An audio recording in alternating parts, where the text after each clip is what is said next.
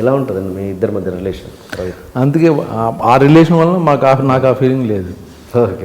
Struggling days నుంచి మేము ఇద్దరం కలిసి ఉండేవాళ్ళం. సింధూర్ ఈవెన్ యాక్చువల్ నిన్నే పిల్లాడితాకి రవి యాక్టర్గా ఇంకా ట్రై చేయడం మానేసి నేను పనికిరాను అని అందరూ చాలామంది చెప్పారు.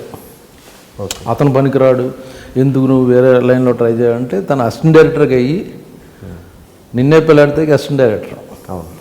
ఆ టైంలో తను కొంచెం ఇమిటేషన్ బాగా చేసేవాడు యాక్చువల్గా. అనిల్ కపూర్ వాక్ కానీ రెగ్యులర్గా మిమిక్రీ చేసేవాడు కాకుండా యాక్చువల్గా అతను చూసి యాక్టర్ని చూసి అలా బిహేవ్ చేయడం అన్నది తను బాగా చేసేవాడు. ఆ టైంలో నేను లంచ్ టైంలో చూసేవాడిని. ఒకరోజు నేను చేయమని చెప్పాను నాగార్జున తప్పు వాళ్ళ ముందు. తను అమ్మ వద్దు అంటే నేను పుష్ చేసేవాడిని, సరే చెయ్యి.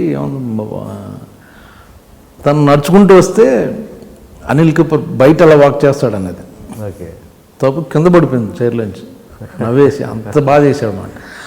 ఆ టైంలో అతను చూసి మన వంశీ గారు ఒక కన్ను ఉంటుంది అన్నమాట, చూస్తుంటాడు అందరిని.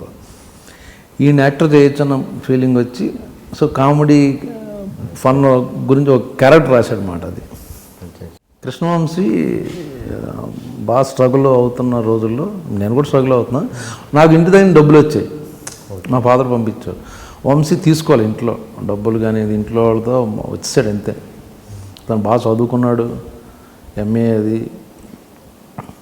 బట్ ఒక డైరెక్టర్ అవ్వాలని దాంతో వచ్చాడు. డబ్బులు తీసుకున్న